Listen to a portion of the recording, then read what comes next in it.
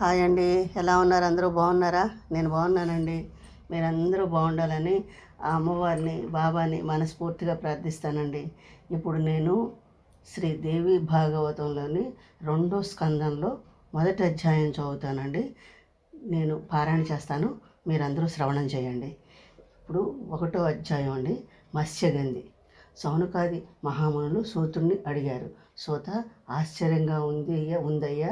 విచిత్ర వీరుడి భార్యల సంతానం విషయంలో నువ్వు చెప్పిన మాట మరీ సందేహం కలిగిస్తున్న విషయం ఏమిటంటే, వ్యాసుడి తల్లి సత్యవతి అంతకు ముందే వివాహత అని తెలిసి కూడా ఆమెను ఎలా పెళ్ళాడాడు శంతనుడు? ఆమె తన కన్నవారింట ఉన్నప్పుడు ఆమె కడుపును ఎలా పుట్టాడు వ్యాసుడు?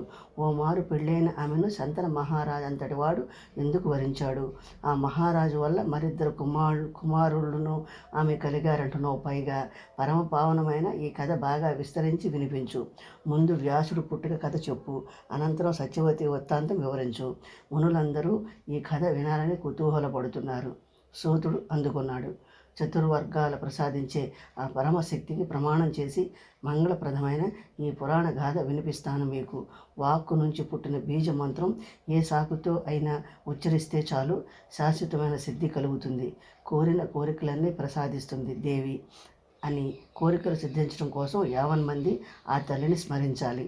పూర్వం చేదీ దేశంలో ఉపరిచర వసువు అనే ఒక రాజు ఉండేవాడు. ధార్మికుడతడు, సత్యవ్రతుడు, శ్రీమంతుడు, బ్రాహ్మణ భక్తిపరుడు. అతడు చేసిన తపస్సుకు మెచ్చి దేవేంద్రుడు అతడికి దివ్య విమానం బహుకరించాడు. స్ఫటికమణి విమానం అది. ఎంతో అందమైంది, శుభప్రదమైంది. ఈ విమానం ఎక్కి అంతటా తిరుగుతూ ఉండేవాడు వసురాజు. అందుచేత అతన్ని ఉపరిచర వసువు అనేవారు లోకులు. ధర్మపరుడు కావడం చేత అన్ని లోకాల్లోనూ పేరు పడ్డాడతడు. అతడి భార్య పేరు గరిక. మంచి అందగత్తె ఆమె. ఆ దంపతులకు 5 కుమారులు ఉండేవాళ్ళు. 5 అమితమైన తేజోవంతులు, అమితమైన బలవంతులు. 5 కుమారులని 5 వేరు దేశాలకు రాజులుగా చేశాడు వసురాజు. ఒకనాడు గరిక ఋతుస్నానం చేసింది. కుమారుణ్ణి కనాలని కోరిక కలిగింది ఆమెకు. గర్భధానం చేయమని భర్తని కోరింది. ఆవాళ్లే పితృశ్రాద్ధం కోసం మృగం వేటాడి తెమ్మని అడవికి వెళ్ళమని వసురాజుని ఆదేశించారు పితృలు. ఒక వంక పితృల ఆదేశం, మరో వంక ఋతుమతి అయిన భార్య కోరిక. సతమతమైపోయాడు వసురాజు. ఆలోచించాడు. పితృవాక్యం తప్పరాదని నిశ్చయించి చివరికి వేటకు బయలుదేరాడు. అడవికి దారిలో అంతా గరికనే స్మరిస్తూ వెళ్ళాడు. అడవిలో అడుగుపెట్టిన అతని మనసు గరిక మీదే ఉంది. ఆమె అందచందాలు, అవయవాలు, అంకపొంకాలు పదే కళ్ళ ముందు కట్టినట్టు అవుపించాయి. దాంతో వీర్యస్థలనమైపోయింది అతడికి. వీర్యం వ్యర్థం కానీయలేదు వసురాజు. ఒక మర్రాకులో భద్రపరిచాడు. అమోఘమైంది నా వీర్యం, సందేహం లేదు. ఇది ఊరికే పోకుండా నా రాణి గరిక దగ్గరికి చేరుస్తాను అంటూ వీర్యం మర్యాకు దొన్నెలో పెట్టి గరికను తలుచుకున్నాడు. వీర్యం అభిమంత్రించాడు. దగ్గరే కూర్చున్న పెంపుడు డేగని పిలిచాడు. ఇదిగో పెట్ట, ఈ దొన్నె పట్టుకుని చొప్పున మన అంతఃపురానికి వెళ్ళు. రాణి గరికాదేవికి అందించు. ఇవాళే ఆమె ఋతుస్నానం చేసిన దినము. నా మంచి కోసం ఈ పని నిర్వహించాలి నువ్వు అన్నాడు. వసురాజు వీర్యం మర్రాకు దొన్ను నోటితో పట్టుకుంది. డేగ బయలుదేరింది. గాలిలో ఆకాశ మార్గాన్ని ఎగిరింది. మరో డేగ దాన్ని చూసింది. మాంసం ముక్క పట్టుకు వెళ్ళిపోతుందనుకుంది. చర్రున అడ్డంగా వచ్చింది, ఎదిరించింది. డేగలు 2 హోరాహోరీగా పోరాడాయి. ఆ పోరాటంలో దొన్నెలో వసురాజు వీర్యం కిందకి జారి యమునా నదిలో పడిపోయింది. దొన్నె పడిపోవడంతోనే పోరాటం ఆగిపోయింది. డేగలు 2 చెరువు వైపు ఎగిరిపోయాయి. యమునలో పడిన వసురాజు వీర్యం ఒక చేప మింగేసింది. అంతకు పూర్వం అద్రిక అని ఒక అప్సరస యమునలో జలక్రీడలు ఆడుతూ అదే సమయానికి ఒక బ్రాహ్మణుడు యమునలో సంధ్యావందనం చేస్తున్నాడు.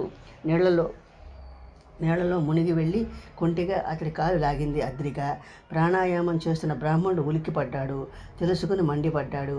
ఓసి కామాచారిని, నా ధ్యానం భంగపరిచావు, చేపవైపో అని శపించాడు. అద్రిక చేపై యమునలో ఉండిపోయింది. అదిగో అలా చేప అయిన అద్రిక వసురాజు వీర్యం మింగేసింది. 10 మాసాలు నిండాయి. ఓనాడు అద్రిక చేపల వాళ్ళ వలలో పడిపోయింది. చేపల వాళ్ళు చేప కడుపుతో సొన ఉందనుకుని దాని కడుపు చీల్చారు. చేప కడుపులోంచి జమిలి బిడ్డలు బయటపడ్డారు. ఒక బిడ్డ మగబిడ్డ, రెండోది ఆడబిడ్డ.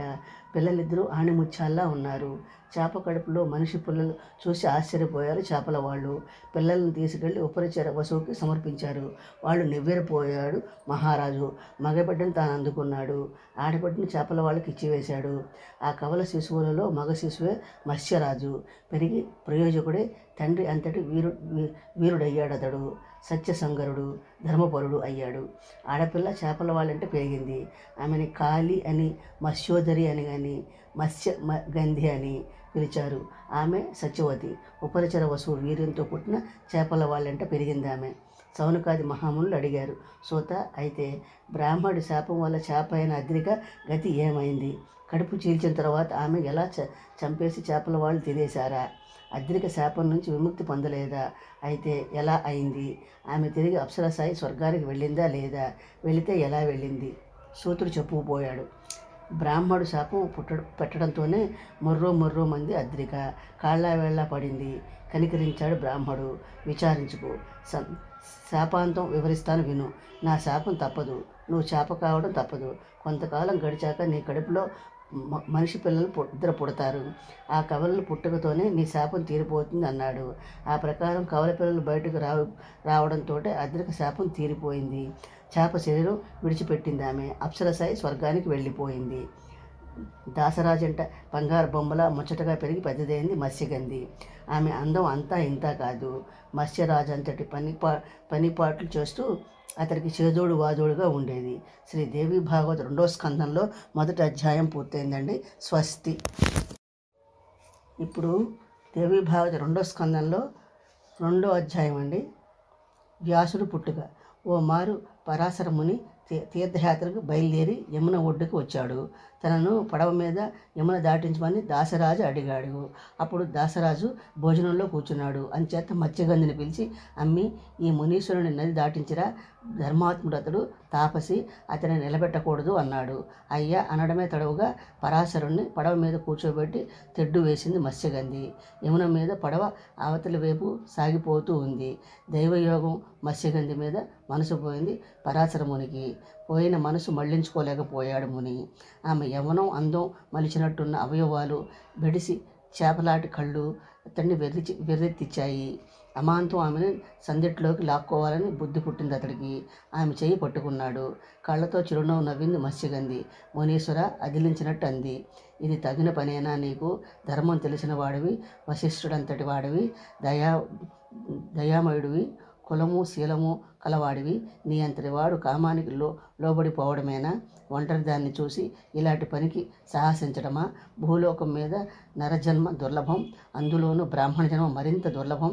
నీ ధర్మం నువ్వు మరిచిపోతున్నావు. అమోఘమైన శక్తిమంతుడివి నువ్వు. ఏమిటి అనార్య భావం? నా శరీరంలో ఏం విశేషం కనబడింది?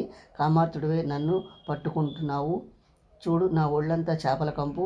అయ్యో మందబుద్ధి బ్రాహ్మడు, ఈ నీటి మీదే నన్ను బలిమి చేరపట్టబోతున్నాడు. మన్మథ భారంతో మతి పోయింది అతగాడికి. ఆ పాడు పని చేయకుండా అతన్ని తప్పించే పుణ్యాత్ములు ఎవరూ లేరా ఇక్కడ? మునీశ్వర, ఆగు, ధైర్యం తెచ్చుకో, కొద్ది క్షణాల్లో నిన్ను అవల ఒడ్డు చేరుస్తానంది. ఆమె చెయ్యి వదిలేశాడు పరాశరుడు. మాట్లాడకుండా కూర్చున్నాడు. అతడి కళ్ళు మాత్రం ఆమె మీదే ఉన్నాయి. పడవ ఆవల ఒడ్డుకు చేరింది. ఆగలేకపోయాడు పరాశరుడు. అమాంతం మత్స్యగంధిని పట్టుకున్నాడు. రావాకులాగా నిలువున వణికింది మత్స్యగంధి. మునీశ్వర, నా ఒళ్ళంతా చేపల కంపు కొడుతూ ఉంది. అసహ్యం వేయటం లేదయ్యా. నీకు సమాన రూపం ఉంటేనే కదా కామ సంయోగం సుఖం కలిగిస్తుంది అంది. ఆమె మాట నోట్లోనే ఉంది. తన తప్పు బలంతో ఆమెను చేపల కంపు మాయం చేశాడు పరాశరుడు. ఆమె అందం రెండింతలైంది. చేపల కంపుకు బదులు కస్తూరి వాసన గుమగుమలాడింది. ఆ సువాసన యోజనం మేర వ్యాపించింది. మత్స్యగంధి యోజనగంధి అయింది. యోజనగంధి చెయ్యి పట్టుకున్నాడు పరాశరుడు. సంయోగానికి ఆమెను బలవంతపరిచాడు. మునీశ్వర, తల వంచుకుని అంది యోజనగంధి. పగటి వేళ అటు ఇటు జనమున్నారు. అదిగో ఆవల ఒడ్డున మా అయ్య నిలబడి చూస్తున్నాడు. ఈ పరుశుధర్మం దారుణం నాకు నచ్చలేదు. అదీగాక కాదని నువ్వు పట్టుబడితే సరే, రాత్రి పడిందాకా ఆగు. మనుషుల సంగమానికి రాత్రి సమయమే నిర్దేశమైంది, పగలు కాదు. పగటి సంగమం పాపం. పైగా అందరి ఎదుట వేళకాని వేళ నీ ఉద్రేకం తమాయించుకో. లోకనింద మా చెడ్డది. యుక్తి సంగతంగా ఉన్న మత్స్యగంధి మాటలు విన్నాడు పరాశరుడు. మరుక్షణంలో పొగమంచు పుట్టించాడు. అంతటా అంధకారం అలుముకుంది. మహాత్మా మళ్ళీ అంది మసిగంది, నేను కన్యని, నన్ను అనుభవించి నీ దారిన నువ్వు వెళ్ళిపోతావు. నీ వీర్యం అమోఘమైంది, ఊరికే పోదు, గర్భం నిలిచిపోతుంది. అప్పుడు నా దారి ఏం కావాలి? మా అయ్యతో నేనేం చెప్పేది? అనుభవం నీది, ఆరాటం నాది అవుతుంది. దీనికి ఉపాయం ఏమిటో చెప్పు. పిరికి పిల్ల, నన్ను సంతోషపెట్టు. నీ కన్యత్వం చెడదు. నీకు ఏ వరం కావాలో అడుగు, భయపడకు అన్నాడు పరాశరముని. మా అయ్య, అమ్మ, ఇతరులు ఎవ్వరూ ఈ విషయం తెలుసుకోకుండా ఉండాలి. నా కన్యత్వానికి చెడకుండా ఉండాలి. నీ మూలంగా నాకు కలిగిన కుమారుడు నీలాగే అద్భుతమైన వీర్యవంతుడు అవ్వాలి. నా శరీరంలో ఈ కస్తూరి వాసన ఎప్పుడు ఇలాగే ఉండాలి అంటూ వరమడిగింది మత్స్యగంధి. విను, నీ కడుపున పుట్టిన కుమారుడు పరమ పవిత్రుడవుతాడు. విష్ణుదేవుడు అంశలో పుడతాడతడు. 3 లోకాల్లోనూ ఔరా అనిపించుకుంటాడు. కానీ నేను నీ మీద మనసు పడుతున్నానంటే దీని వెనుక ఏదో తెలియని కారణం ఉందన్నమాట. ఏమిటంటే, ఇలా నేను ఎన్నడూ ఎక్కడా మోహపడలేదు. అద్భుతమైన అందగత్తెల్ని, అప్సరసలను చూసి కూడా నా మనసు చెలించలేదు. ఇదేనేమో దైవయోగం. నిన్ను చూసి చూడటంతోనే కామాతున్నయ్యాను. అంచేత సందేహం లేదు, ఇందులో ఏదో విశేషమైన కారణం ఉంటుంది. దైవేచ్ఛ దాటరాంది. అలా కాకపోతే నీలాంటి చేపల కంప మైల పిల్ల మీద నా మనసు పోదు. నీ కుమారుడు కలుగుతాడు. వాడు పురాణాలు రాస్తాడు, వేద పండితుడవుతాడు, వేదాలు విభజిస్తాడు, ముల్లోకాలను పేరు పొందుతాడు అన్నాడు పరాశరుడు. యోజన గంధి పరాశరుడికి లోబడింది. ఆమెను అనుభవించి యమునలో స్నానమాడి తన దారిని తాను వెళ్ళిపోయాడు ముని. పరాశరుడు సంభోగంతో గర్భవతి అయింది యోజన గంధి. నెలలు నిండాక ఒకానొకనాడు యమున లంకలో ప్రసవించింది. మన్మధుడు లాంటి కొడుకుడు పుట్టాడు. మరుక్షణమే తపస్సు మీద మనసు కలిగింది అతడికి. అమ్మ, తల్లితో అన్నాడు అతడు, తపస్సు కోసం అడవికి వెళ్తున్నాను నేను. నువ్వు స్వేచ్ఛగా ఉండు. ఏదైనా పెద్ద పని పడినప్పుడు నన్ను తలుచుకో. తక్షణం నీ ఎదుట ఉంటాను. నేను వెళ్ళి వస్తాను. నీకు శుభం కలుగుతుంది. ఏ చింత లేకుండా సుఖంగా ఉండు. అతడే వ్యాసుడు. తల్లితో అలా చెప్పి అడవికి వెళ్ళిపోయాడు. కళ్ళ నీళ్లతో కొడుకు వైపు చూస్తూ నిలబడిపోయింది మత్స్యగంధి. అనంతరం ఏమీ ఎరగనట్టు ఇంటికి వెళ్ళిపోయింది. యమున ద్వీపంలో పుట్టడం వల్ల మత్స్యగంధి కొడుకు పేరు ద్వైపాయనుడు అయింది. విష్ణుదేవుడు అంశలో అవతరించడం చేత పుట్టుకతోనే ద్వైపాయనుడు తీర్థాల్లో స్నానమాడుతూ తపస్సు చేశాడు అతడు. ఇలాగా పరాశరుడి వీర్యంతో మత్స్యగంధి గర్భంలో పుట్టాడు వ్యాసుడు. వేదాలు విభజించడం వల్ల అతడిని వ్యాసుడు అన్నారు. అతడే పురాణం సహితాలు రాశాడు. ఉత్తమమైన మహాభారతమును రాశాడు. వేదాలు విభజించి తన శిష్యుడిగా చదివించాడు. సుమంతుడు, జైమినుడు, పైలుడు, వైశంపాయనుడు, అసితుడు, దేవలుడు, శ్రీకరుడు ఇతర శిష్యుడు. మునులారా, వ్యాసుడు పుట్టుక కథ సంక్షిప్తంగా చెప్పాను. అతని పుట్టుక విషయంలో సందేహం పెట్టుకోకూడదు. మీరు మహాపురుషులు. జీవన చరిత్రలో గుణం మాత్రం గ్రహించాలి, అవగుణం గ్రహించకూడదు. తగిన కారణం ఉండడం వల్లనే చేప కడుపులో పుట్టింది సత్యవతి. అలాగే తగిన కారణం ఉండడం వల్లే మొదట పరాశర మునితో, అనంతరం సంతన మహారాజుతోనూ ఆమెకు సంయోగం కలిగింది. కారణం లేదే పరాశర ముని చిత్తంతో మన్మథ వికారం పుట్టదు. ధర్మం తెలిసి అతడు కారణం లేదే అనార్యుడిగా ప్రవర్తించడు. చెప్పవచ్చింది ఏంటంటే, కారణం లేదే ఏదీ కలగదు. ఆశ్చర్యకరమైన కథ ఇది. శుభప్రదమైంది. శృతి జ్ఞానం కల మనిషి ఈ కథ వింటే అన్ని పాపాలు, అన్ని దుర్గతాలు హరిస్తాయి, అన్ని సుఖాలు కలుగుతాయి. శ్రీదేవి భాగవతం 2వ స్కందంలో 2వ అధ్యాయం పూర్తయిందండి. స్వస్తి. గంగ శాపం 3వ అధ్యాయం అండి. సూతుడు చెప్పిన కథ విన్న సౌనికాది మహామునులు మళ్ళీ ఇలా అడిగారు. సూత, సత్యవతి జన్మ కథ, వ్యాసుడు పుట్టుక కథ వివరంగా వినిపించావు. అయితే మా సందేహం ఇంకా మిగిలే ఉంది. ఏమిటంటావా? వ్యాసుడి తల్లి తిరిగి సంతన మహారాజుని ఎలా వివాహమాడింది? సంతనుడు ధర్మజ్ఞుడు, పురు వంశంలో పుట్టిన మహారాజు. అంతటివాడు కులం లేని పిల్లని చేపల దాన్ని ఎలా పట్టుకున్నాడు? ఆమె సత్యవతి కంటే ముందు వివాహమాడిన రాణి ఎవరు? పరమ బుద్ధిమంతుడు అయిన భీష్ముడు వసు అంశలో పుట్టాడంటారు. ఎంచేత సత్యవతి కుమారుని చిత్రాంగదుడిని భీష్ముడిని రాజు చేశాడన్నావు. అతడు గదించాక అతడి తమ్ముడిని విచిత్ర వీరుణ్ణి సింహాసనం ఎక్కించాడన్నావు. సంతనుడు పెద్ద కొడుకు భీష్ముడు. అతను ఉండగా చిన్న కొడుకు రాజ్యం ఎందుకు ఏలారు? పైగా భీష్ముడు రూపవంతుడు, ధర్మజ్ఞుడు, బలవంతుడును కదా. తెలిసి ఇలా ఎందుకు చేశారు? విచిత్ర వీరుడు కాలం చేశాక కోడళ్ళు చేత గోళక సంతానం కనిపించింది సత్యవతి. రాజ్యం భీష్ముడు లేదేమి, భీష్ముడు వీరుడు కదా, వివాహం చేసుకోలేదేమి, వ్యాసుడు తమ్ముడు భార్యలతో సంగమం చేసి సంతానం కన్నాడా, పురాణాలు రాసినవాడు, ధర్మం తెలిసినవాడు, మహామునీశ్వరుడు, అంతటివాడు పరస్త్రీలతో, అందులోనూ తమ్ముడి భార్యలతో ఇలాంటి అధర్మ కార్యం, దురాచారం ఎందుకు చేశాడు? ఇదేనా వేద సమ్మతంగా అతడు అనుసరించిన శిష్టాచారం? భర్త మరణించాక ఇతర పురుషులతో కన్న సంతానాన్ని గోళక సంతానం అంటారండి. సోత, మేధవంతుడివి నువ్వు, వేద వ్యాసుడి ప్రియ శిష్యుడివి చెప్పు. అతడు ఇలా నిందనీయమైన పని ఎందుకు చేశాడు? మా సందేహం తీర్చడానికి నువ్వే సమర్థుడివి. ఇది ధర్మక్షేత్రం, ఇక్కడ మునులందరూ మా అడిగిన దానికి సరైన జవాబులు వినాలని ఉత్సాహపడుతున్నారు. సూతుడు అందుకున్నాడు. ఇక్ష్వాకు వంశంలో మహాభిషుడను ఒక మహారాజు ఉండేవాడు. సత్యపరుడు, ధర్మశీలుడు, చక్రవర్తి. 1000 అశ్వమేధాలు చేశాడు అతడు. 100 వాజపేయ యజ్ఞాలు చేశాడు. దేవేంద్రుని సంతోషపెట్టాడు. అతడి అనుగ్రహంతో స్వర్గంలో నివసించాడు. ఒకమారు మహాభిషుడు బ్రహ్మలోకం వెళ్ళాడు. బ్రహ్మదేవుడి దర్శనం కోసం ఎంతోమంది దేవతలు వచ్చారు అక్కడికి. బ్రహ్మసేన కోసం గంగాదేవి కూడా వచ్చింది. జోరుగా గాలి వీచి ఆమె పైట చెంగు ఎగిరిపోయింది. అది చూసి దేవతలందరూ పెడమొహాలు పెట్టుకున్నారు, తలలు ఉంచుకున్నారు. మహాభిషుడు మాత్రం సంకోచం లేకుండా ఆమె వైపే చూస్తూ నుంచున్నాడు. మహాభిషుడు తన మీద మనసు పట్టాడని గ్రహించిన గంగ ఆమె కూడా అతడి మీద మనసు పడింది. అంతమంది ఎదుట ఇద్దరు ప్రేమ చూపులు విసురుకున్నారు. లజ్జా బిడియం లేకుండా వాళ్ళ వ్యవహారం గమనించాడు బ్రహ్మ. కోపం తెచ్చుకున్నాడు. ఇద్దరిని శపించాడు. మహాభిష, వెళ్ళు, భూలోకం మీద మనిషివే పుట్టు. అధికంగా పుణ్యం చేశాక స్వర్గానికి రాగలుగుతావు. గంగా, నువ్వును భూలోకం మీద ఆడ మనిషివే పుట్టు, వెళ్ళు అన్నాడు. గంగా, మహాభిషుడు విచారిస్తూ బ్రహ్మలోకం నుంచి వచ్చేశారు. భూలోకంలో ధర్మపరుడైన రాజెవడు, ఎవరింటి తను పుట్టడం మంచిది అంటూ ఆలోచించాడు మహాభిషుడు. పురువంశం మహారాజు ప్రతీపుడు ధర్మాత్ముడు అతను నిశ్చయించి అతని కుమారుడే పుట్టాలని తీర్మానించుకున్నాడు. ఇలా ఉండగా పృథువు మొదలైన వసువులు, యనమండుగురు తమ తమ భార్యలతో స్వేచ్ఛగా వ్యవహరిస్తూ వశిష్ఠముని ఆశ్రమానికి వెళ్ళారు. ఆ సమయానికి వశిష్ఠుడు ఆశ్రమంలో లేడు. వసువులతో ద్వౌవసు భార్య వశిష్ఠుడు నందిని గోవుని చూసి ముచ్చటపడింది. ఎంచక్కా ఉంది, ఎవరిదండి ఈ ఆవు అని భర్తను అడిగింది. వశిష్ఠమునిది. దీని పాలు తాగిన నరులు స్త్రీలే కానీ పురుషులే కానీ 10,000 సంవత్సరాలు బతుకుతారు. చీకు చింత లేకుండా అన్నాళ్ళు యవనంతో ఉంటారు అన్నాడు ద్వైవసువు. అలాగా అయితే నరలోకంలో నా సఖి ఒక ఆమె ఉంది.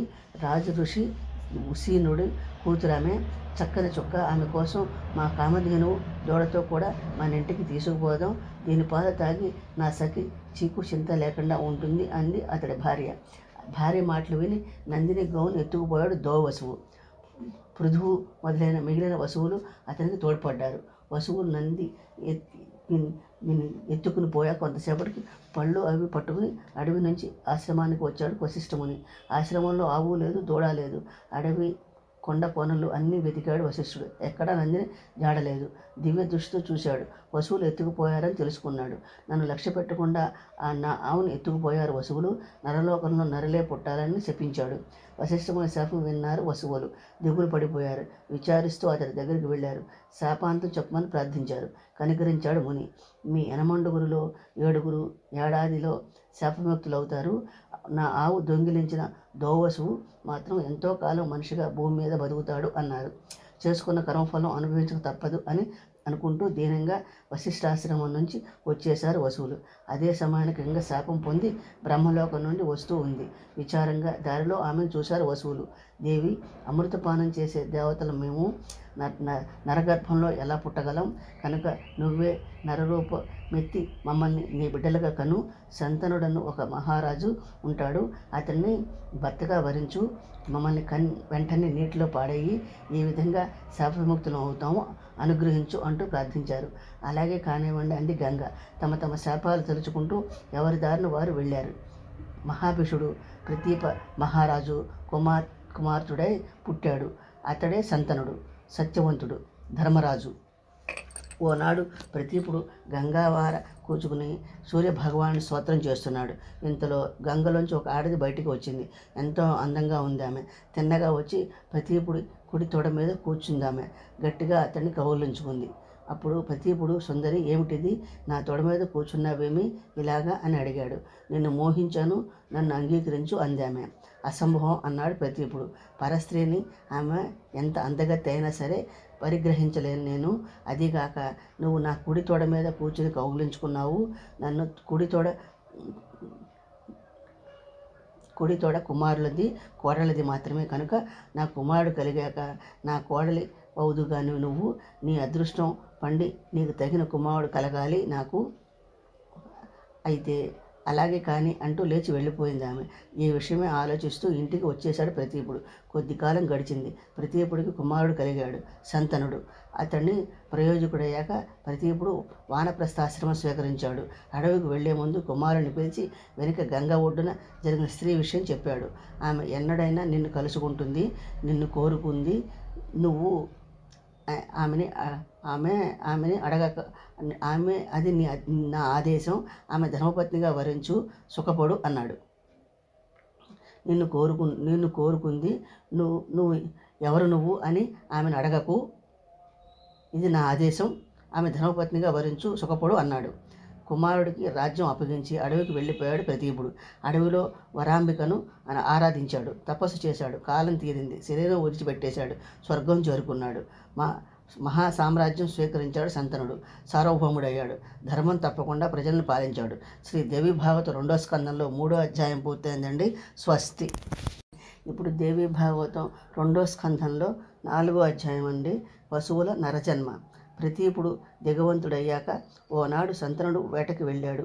పెద్ద పులులు, లేళ్ళు అవి తీస్తూ గంగావారకి వెళ్ళాడు. అక్కడ ఓ పడుచు పిల్ల అతడికి అవుపడింది.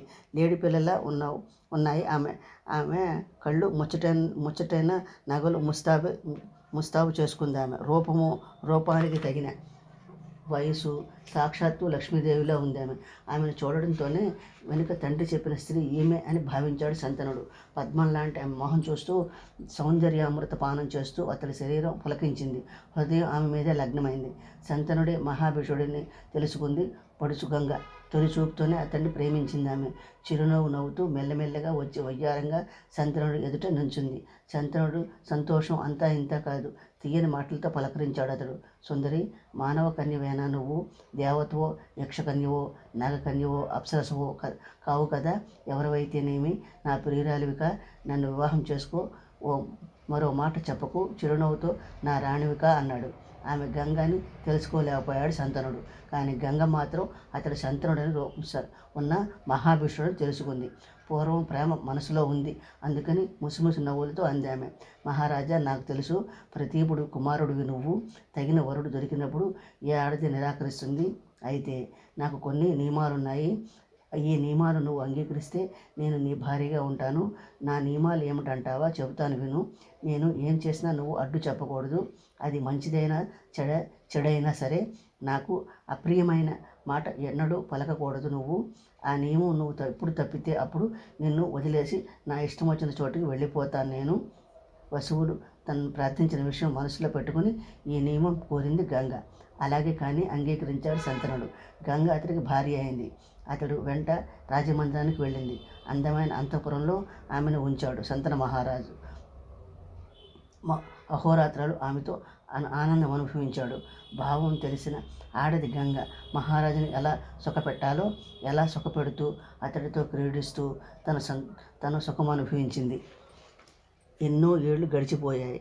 క్షణాల్లాగా కాలగతి తెలియలేదు శంతనుడికి.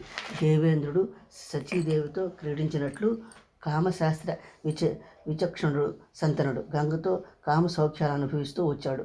లక్ష్మీనారాయణుడు వైకుంఠంలో వ్యవహరించినట్లు గంగా శంతనులు అంతఃపురంలో వ్యవహరించారు. గంగ గర్భవతి అయింది. యథాసమయంలో కుమారుని కంది. కనడంతోనే పసికందు గంగలో పారవేసింది. మళ్ళీ గర్భవతి అయింది. కుమారుని కంది గంగలో పారవేసింది. ఇలా వరుసగా 3వ కుమారుని, 4వ కుమారుని, 5వ కుమారుని, 6వ కుమారుని, 7వ కుమారుని కని గంగలో పారేసింది. ఇలా వరుసగా బంగారం లాంటి బిడ్డల్ని 7గురిని గంగపాలు చేయడంతోనే విచారం పట్టుకుంది సంతనుడికి. ఏం దారి, నా వంశం ఎలా నిలుస్తుంది? ఇది పాపాత్మురాలు నా 7గురు కుమారులను కటిక పాలు చేసింది, కాదంటే లేచిపోతుంది. ఇప్పుడు మళ్ళీ గర్భవతిగా ఉంది. ఇప్పుడైనా అడ్డు చెప్పకపోతే నా ఈ 8వ బిడ్డను కూడా ఏటిలో పారేస్తుంది, తప్పదు.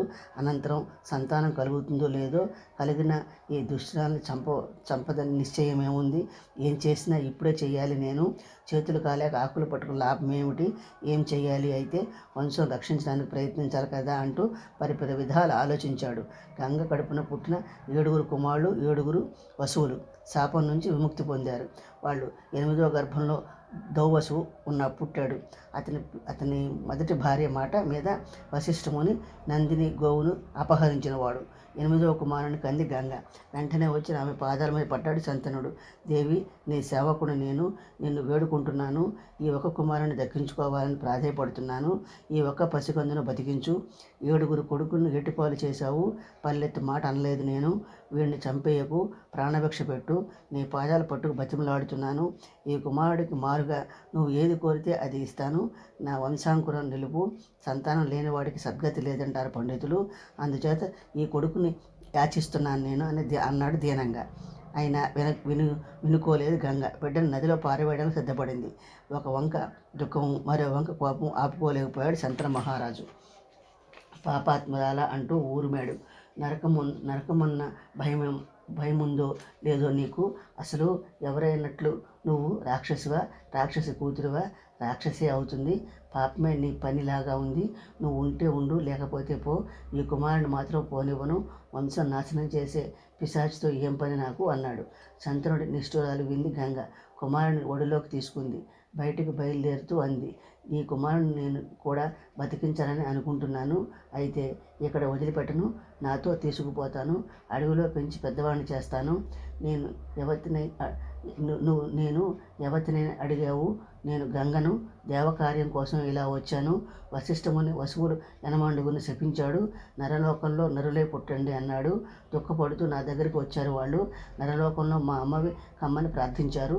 పుట్టుకతోనే గంగలో వేసి శాపం తప్పించమన్నారు. అంగీకరించాను నేను. అందుకనే నీ భార్యనయ్యాను. దేవకార్యం కోసమే నా పుట్టుక. యనమండుగురు వసువుల్లో 7గురు శాపం తీరిపోయింది. వీడు 8వ వసువు. కొంతకాలం నీ కుమారుడిగా ఉంటాడు వీడు. పుత్ర శోకం అనుభవిస్తావు నువ్వు. నా గర్భంలో పుట్టాడు వీడు. మంచి బలవంతుడవుతాడు. మనం మొదట కలుసుకున్న చోటుకి వీడిని తీసుకుపోతున్నాను. అక్కడే ప్రయోజకుడిని చేస్తాను. అనంతరం నీకు సమర్పిస్తాను. ఏమంటావా? తల్లి లేని పిల్లవాడు బతకలేడు, సుఖపడను లేడు. కుమారుడితో కూడా అంతర్ధానమైంది గంగ. మిన్ను విరిగి మీద పడి ఉన్న చోటే ఉండిపోయాడు శంతనుడు. ఆలిబిడ్డల వియోగంతో కుంగిపోయాడు అతడు. దుఃఖంతోనే ఎలాగో రాజ్యం చేస్తూ వచ్చాడు. కొంతకాలం గడిచింది. ఓనాడు వేటకి అడవికి వెళ్ళాడు శంతనుడు. జంతువులను వేటాడుతూ గంగ వారికి వెళ్ళాడు. గంగలో నీరు చిన్న ధార మాత్రం పారుతూ ఉంది. చూచి ఆశ్చర్యపోయాడు శంతనుడు. పక్కనే ఒక బాలుడిని కూడా చూశాడు అతడు. నవమన్మధుడిలా ఉన్నాడు బాలుడు. ధనస్సు పట్టుకుని బాణాలు గురి చేస్తున్నాడు. అసాధారణంగా ఉంది హస్తలాఘవం. అమానుషంగా ఉంది అతడి బాణప్రయోగం. మరింత నివ్వేరిపోయాడు శంతనుడు. యువకుడు పట్టుకోలేకపోయాడు శంతనుడు. తన కుమారుడేమో అని కూడా తనకు గుర్తుకు రాలేదు. మరి ఎవరు కుమారుడివి నాయనా అని అడిగాడు శంతనుడు. మాట్లాడలేదు బాలుడు. బాణం మించి బాణం వేస్తూనే చొప్పును మాయమైపోయాడు. వీడు నా కొడుకే కాదు కదా ఆలోచనలో పడ్డాడు శంతనుడు. ఇప్పుడు ఏం చేయాలి? నేను ఎటు వెళ్ళాలి? చొప్పున ఒక ఆలోచన తట్టింది అతడికి. గంగాదేవిని స్తోత్రం చేశాడు. ప్రసన్నురాలైంది గంగ. వెనుకటిలాగే అందమైన రూపంతో ప్రత్యక్షమైంది. ఆమె ఆవు పడటంతోనే అడిగాడు శంతనుడు, ఈ బాలుడు ఎవడు? ఎటు వెళ్ళాడు? పిలిచి కనపరచు నాకు అన్నాడు. నీ కుమారుడే వాడు అంది గంగ. 8వ వసువు కొడుకుగా పెంచాను నేను. వాడిని నీ చేత పెడతాను. నీ కులం కీర్తిమంతం చేస్తాడు. వేదాలన్నీ నేర్పించాను వీడికి. ధనుర్వేదంలో అందివేసిన చేయిగా తయారయ్యాడు.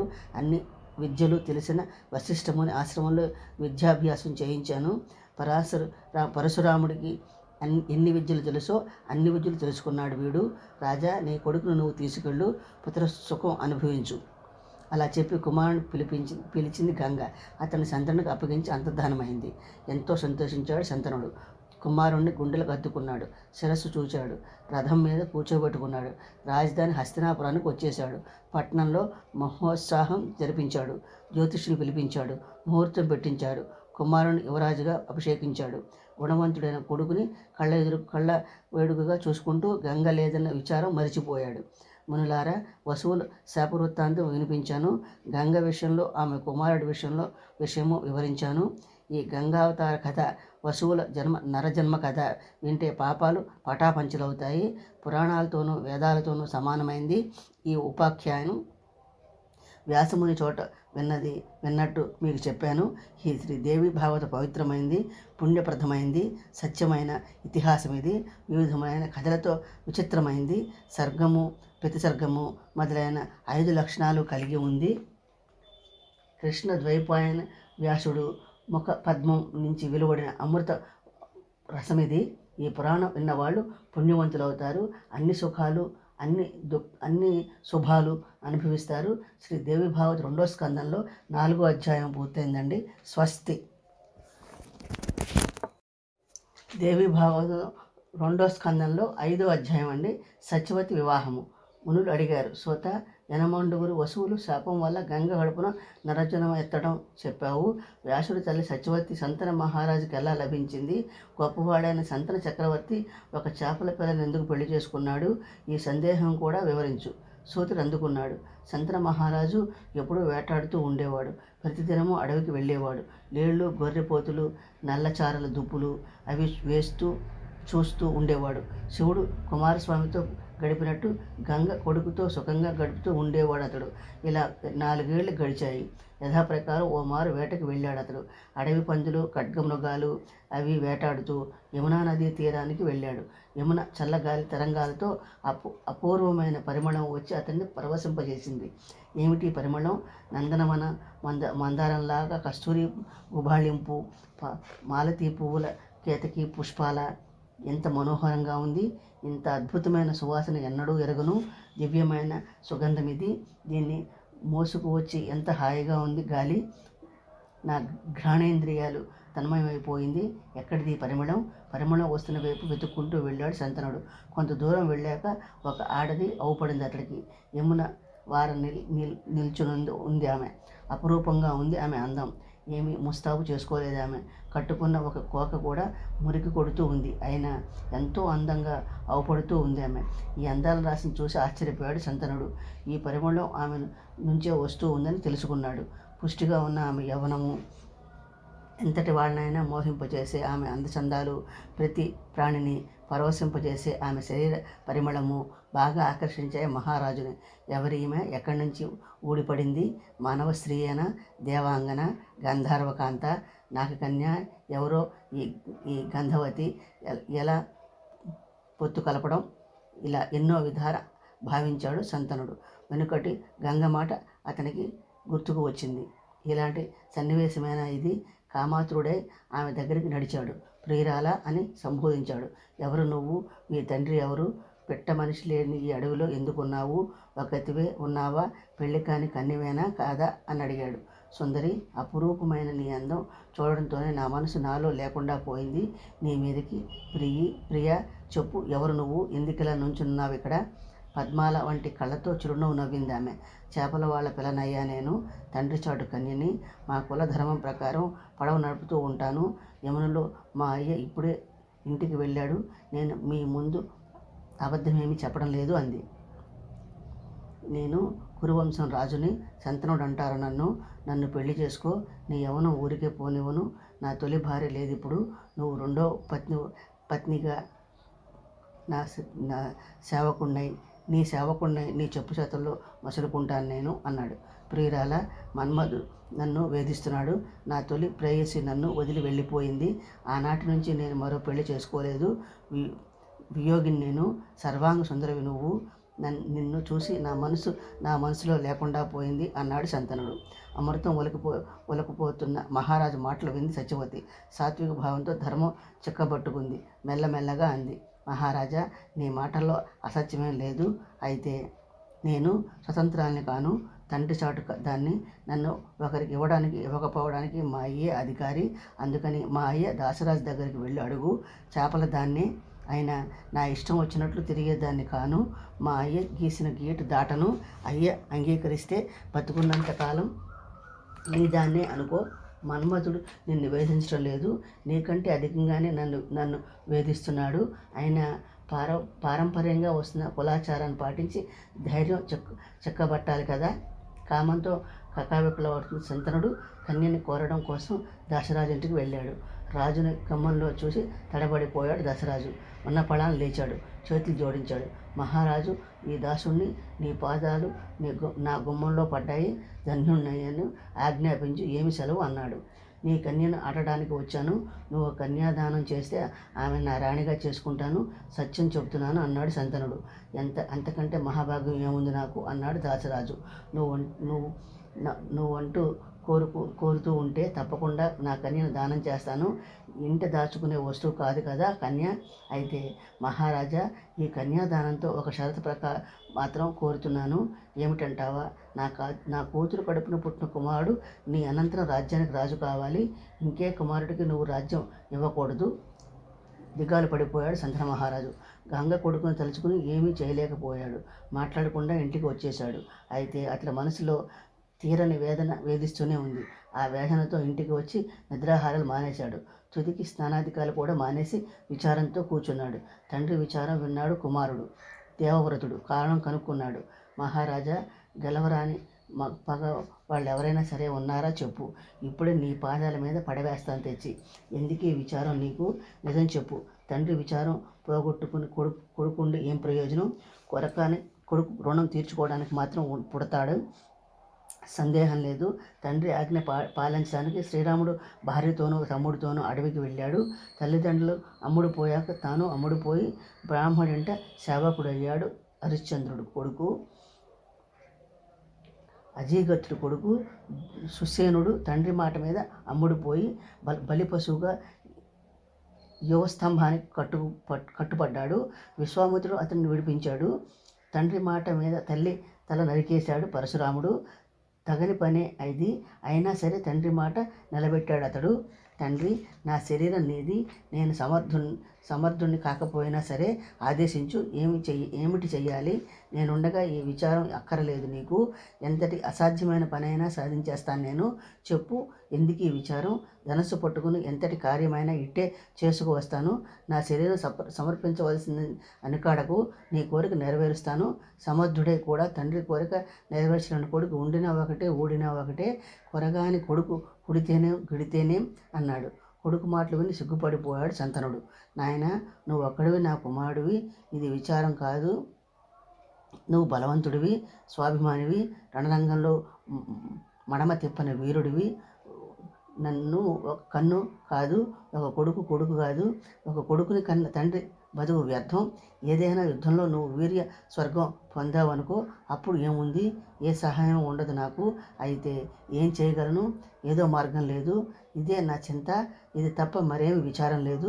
తండ్రి మాటలు విన్నాడు దేవవ్రతుడు. ముసలి మంత్రులతో సంప్రదించాడు. నా తండ్రి మనసు విప్పి చెప్పడం లేదు, సిగ్గుతో సంకోచపడుతున్నాడు. మీరు వెళ్ళండి, మహారాజు మనసులో మాట తెలుసుకోండి, ఉన్నది ఉన్నట్టు నాతో చెప్పండి, నిస్సంకోచంగా ఆయన కోరిక నెరవేరుస్తాను నేను అన్నాడు. ఏకాంతంగా శంతనుని కలుసుకున్నారు మంత్రులు. నిజం తెలుసుకున్నారు. దేవవ్రతుడితో చెప్పారు. కర్తవ్యం నిశ్చయించుకున్నాడు దేవవ్రతుడు. మంత్రులతో కలిసి దాసరాజు ఇంటికి వెళ్ళాడు. సచివతిని తన తండ్రికి ఇమ్మని కోరాడు. ఆమె తన తల్లిగా ఉంటుంది, నేను ఆమెను సేవ చేస్తాను అంటూ వినయం పుట్టిపడేటట్టుగా అన్నాడు. నువ్వే నా కన్యని పెళ్లి చేసుకో అన్నాడు దాసరాజు. మా అయ్య పెళ్ళాడితే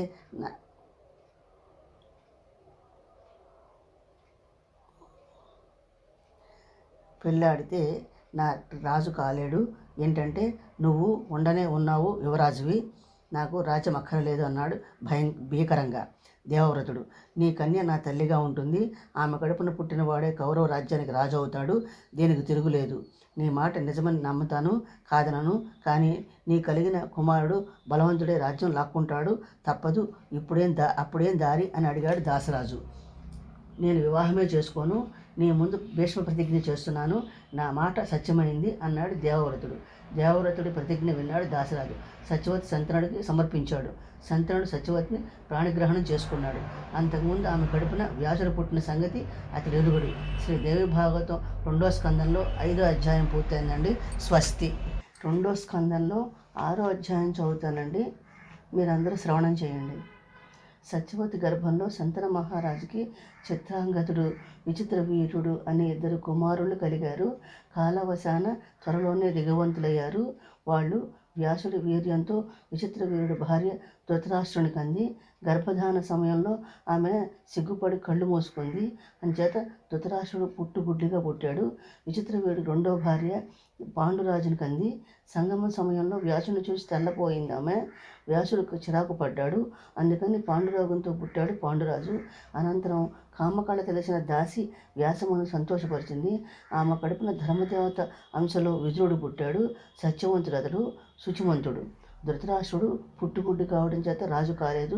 మంత్రులు భీష్ముడు ఆలోచించి తరువాత వాడైన పాండురాజును రాజుగా అభిషేకించారు. మహామేధావి విదురుడు మంత్రి అయ్యాడు. ధృతరాష్ట్రుడికి 2 భార్యలు. సుబలరాజు కూతురు గాంధారి ఒక ఆమె, 2వ ఆమె కోమటి కన్య. ఆ కోమటి స్త్రీయే ఇంటి పనులన్నీ చూసేది. పాండురాజు కూడా 2 భార్యలు. మొదట ఆమె సూర్యసేనుడు కూతురు కుంతి, 2వ ఆమె మంద్రదేశపు రాజు మాద్రి. గాంధారి సుందరి 100 మంది కుమారుని కంది. కోమట ఆమె ఒక కొడుకుని కంది. అతడి పేరు యుయుష్ఠుడు. కుంతి కన్నవారింట కన్యగా ఉన్నప్పుడు సూర్యుడి వల్ల ఒక కుమారుని కంది. అతడి పేరు కర్ణుడు. తరువాతే పాండురాజుని పెళ్ళాడింది కుంతి.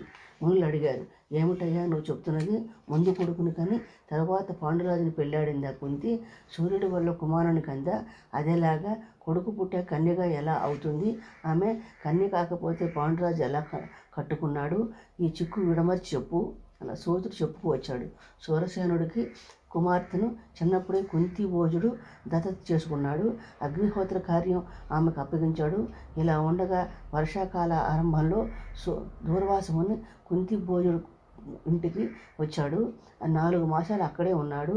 అతడున్న నాళ్ళు కుంతి అతడి సేవ చేసింది. ముని ప్రసన్నుడయ్యాడు. ఓ మంత్రం ఆమె ఉపదేశించాడు. ఆ మంత్రం ప్రయోగిస్తే ఏ దేవత కావాలిస్తే ఆ దేవత వచ్చి ఏది కోరితే అది ప్రసాదిస్తాడు అని చెప్పాడు. దూర్వాసుడు వెళ్ళిపోయాక మంత్రశక్తి పరీక్షించాలని భావించింది కుంతి. ఏ దేవతని స్మరించేది అని ఆలోచించింది. అప్పుడే సూర్యభగవానుడు తూర్పున ఉదయిస్తున్నాడు. మంత్రం ప్రయోగించి సూర్యుడిని ఆహ్వానించింది ఆమె. ఉత్తర క్షణంలో ప్రత్యక్షమయ్యాడు సూర్యుడు.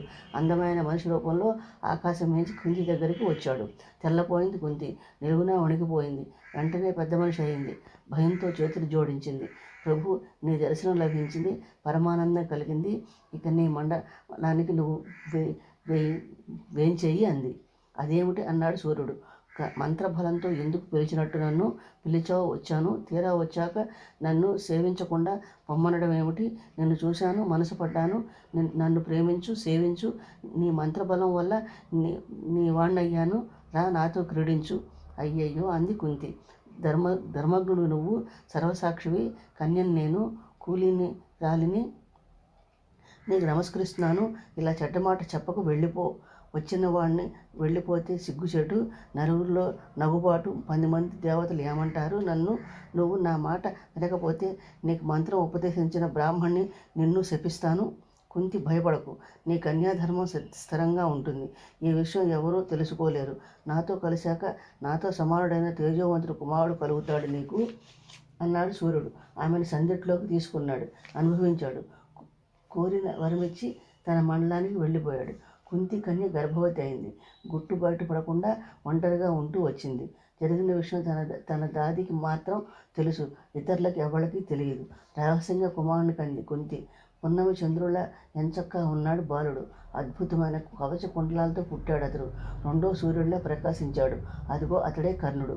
బాలుడిని తీసి శుభ్రపరిచింది దాసి. అమ్మ, విచారించుకు, అన్నిటికీ నేనున్నానంటూ కుంతికి ధైర్యం చెప్పింది. కుమారుణ్ణి ఒక కర్ర పెట్టెలో భద్రంగా పెట్టింది కుంతి. నా కన్న తండ్రి అంటూ కన్నీళ్లు పెట్టుకుంది. నిన్ను వదిలి పెడుతున్నాను నాయన, నా గుండె పగిలిపోతున్నది. నీలాంటి కొడుకును పారేసుకుంటున్నాను. అభాగ్యురాలని భగవతి, ఆ సర్వేశ్వరి వరాంబిక నిన్ను రక్షిస్తుంది. ఆ లోకమాత కాత్యాయని నీకు పాలు కడుపుతుంది. సూర్యభగవానుడు కుమారుడివి నువ్వు, అయినా ఒక కులట కన్న బిడ్డలాగా అడవి పాలు చేస్తున్నాను నిన్ను. మళ్ళీ మొహం ఎప్పుడు చూస్తానో, గత జన్మలో ఆ భగవంతుని ఆరాధించలేదేమో నేను, ఆ తల్లి పాదాలు ధ్యానించలేదేమో, ఆ ఫలమే ఇప్పుడు ఇలా అనుభవిస్తున్నాను. నిన్ను వదులుకుని బతుకున్నంతకాలం కుమిలిపోతాను అంటూ దుఃఖపడింది. పెట్టెలో కుమారుని దారి చేతిలో పెట్టింది. అంత గుప్తంగా సాగించింది. స్నానం చేసి ఎప్పట్లాగా తండ్రి ఇంట మసులుకుంది. బాలుడు పెట్టె దాటి నదిలో విడిచిపెట్టింది. అది తేలుతూ వెళ్ళి గంగా నదిలో సారథి అతిరథుడికి దొరికింది. ఆ అతిరథుడి భార్య రాధ పెట్టెలోని బాలుడిని పెంచుకుంది. అలా సూతుడింట పెరిగాడు కర్ణుడు. మంచి బలవంతుడు, వీరాధి వీరుడయ్యాడు. కొన్నాళ్లకు కుంతి స్వయంవరంలో పాండురాజుని వరించింది. పాండురాజు రెండో భార్య మద్రరాజు కూతురు మాద్రి. ఓ మారు పాండురాజు అడవిలో వేటాడుతూ సంగమంలో ఉన్న లేడి దంపతుల్ని చూశాడు. మగలేడిని బాణం వేసి కొట్టాడు. నిజానికి ఆ లేడి జత ముని దంపతులు. లేళ్ల రూపంలో సంగమం చేస్తుండగా దెబ్బతిన్నాడు ముని. ప్రాణాలు వదిలేస్తూ, రాజా, నాలాగే నువ్వున్న స్త్రీ సంగమం చేస్తున్నప్పుడు మరణిస్తావు అని పాండురాజు శపించాడు. జరిగిన దానికి విచారించాడు పాండురాజు. రాజ్యం విడిచిపెట్టి అడవిలో నివసించాడు. కుంతి, మాద్రి కూడా అతనితో అడవిలోనే నివసించారు.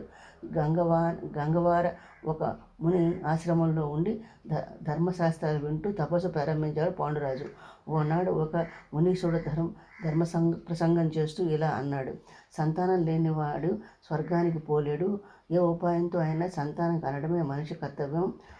1 ఔరసుడు, 2 దౌహోత్రుడు, 3 క్షేత్రజుడు, 4 గోళకుడు, 5 కుడుండు, 6 సహోదుడు, 7 కనీనుడు, 8 క్రీతుడు, 9 అడవిలో దొరికినవాడు, 10 దత్తుడు.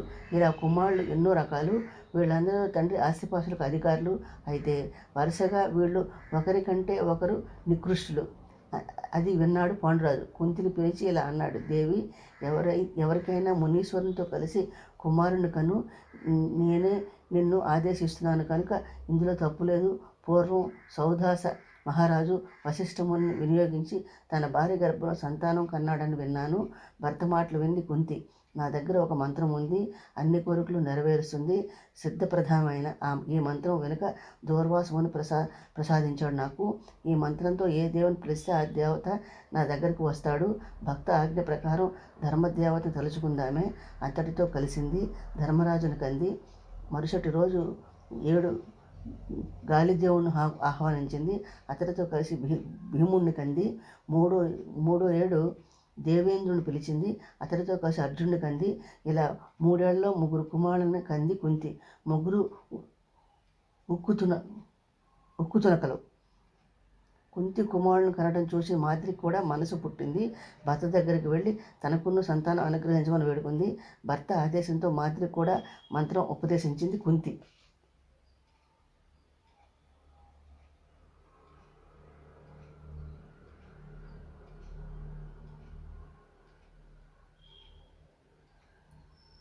ఇక్కడ ఒక గమనిక ఉందండి. తనకు భార్య గర్భంలో కలిగిన వాడు, 2 కూతురి కొడుకు, 3 తాను నియోగించిన పురుషుడి ద్వారా తన భార్యకి పుట్టినవాడు, 4 పరపురుషుడి ద్వారా తన భార్యకి పుట్టినవాడు, 5 తన ఎదుట మరో పురుషుడు వీర్యంతో తన భార్యను కన్నవాడు, 6 పెళ్లి సమయానికే తన భార్య కడుపున ఉండి తర్వాత పుట్టినవాడు, 7 కన్యగా ఉన్నప్పుడు పుట్టినవాడు, 8 కొని పెంచుకున్నవాడు, 9 అనాథ బాలుడు, 10 ఒకరి దగ్గర పుచ్చుకొని పెంచుకున్నవాడు.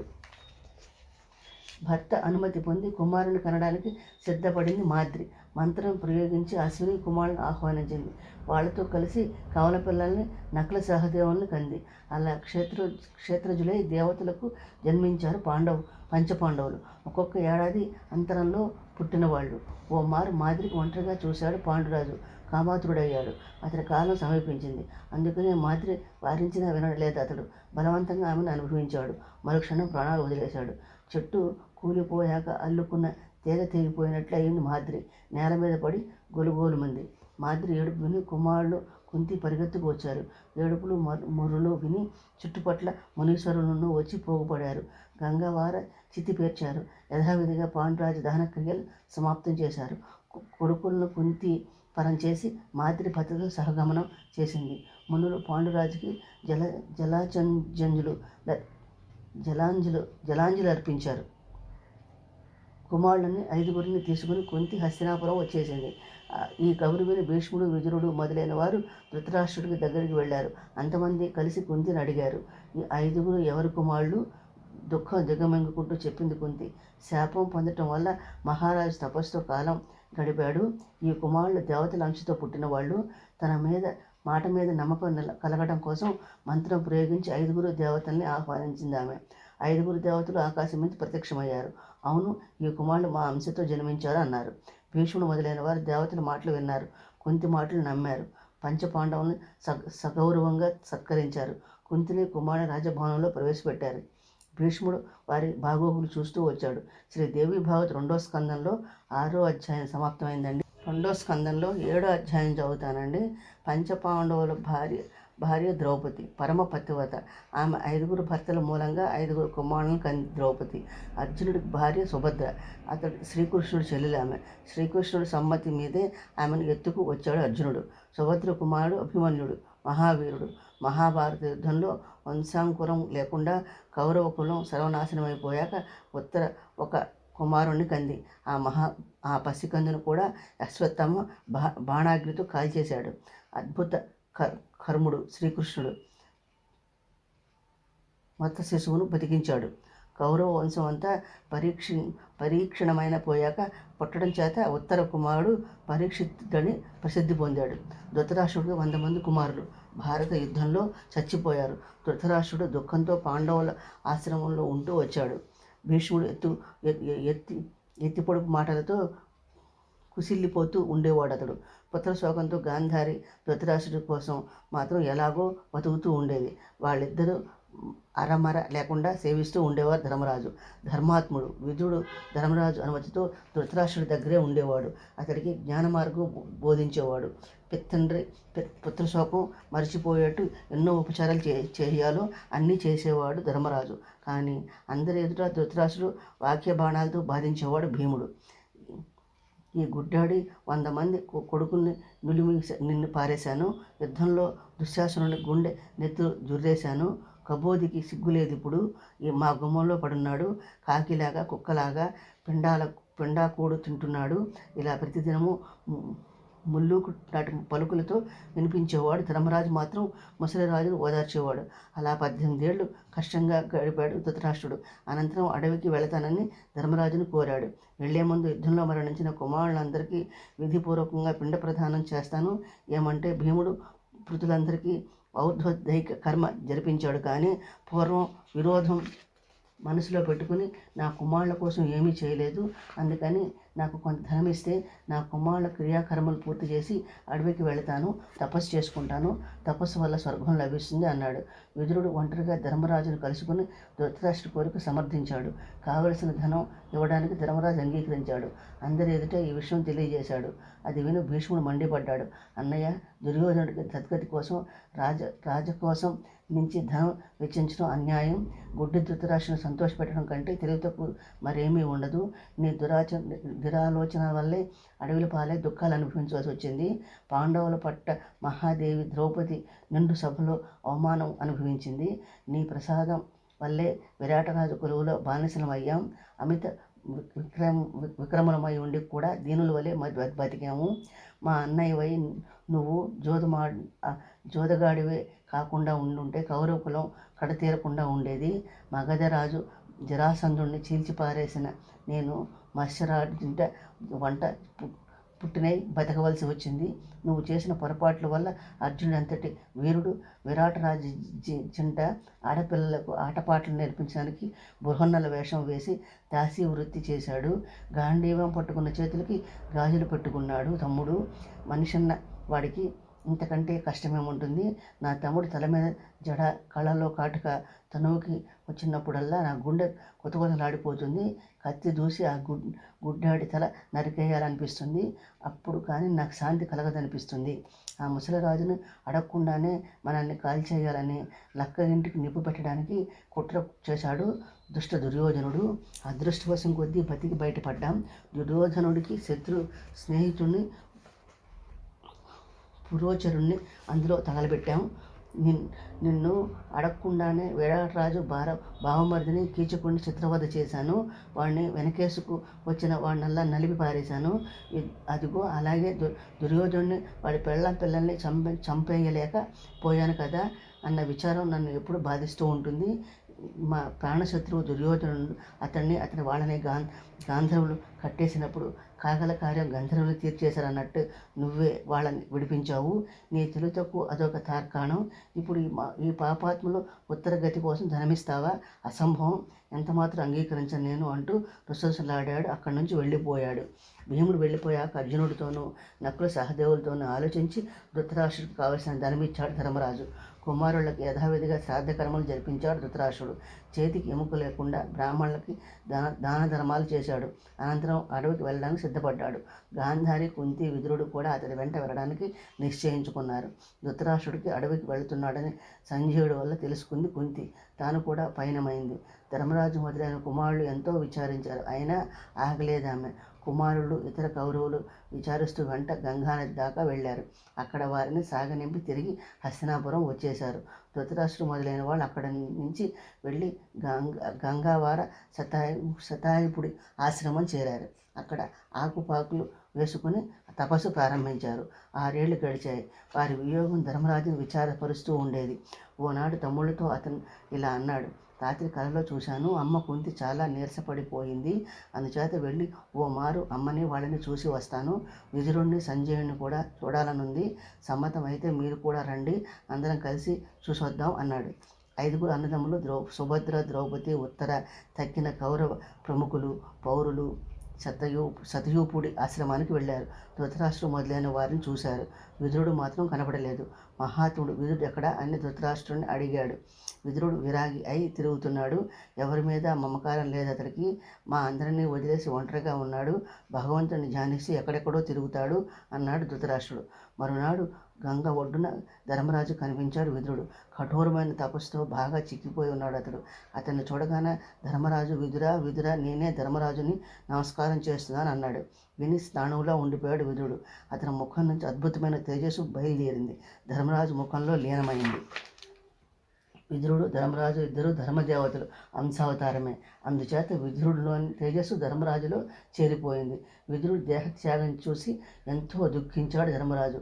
అగ్ని సంస్కారం కోసం చితి పేర్చబోయాడు. ఇంతలో ఆకాశవాణి ఇలా వినపడింది.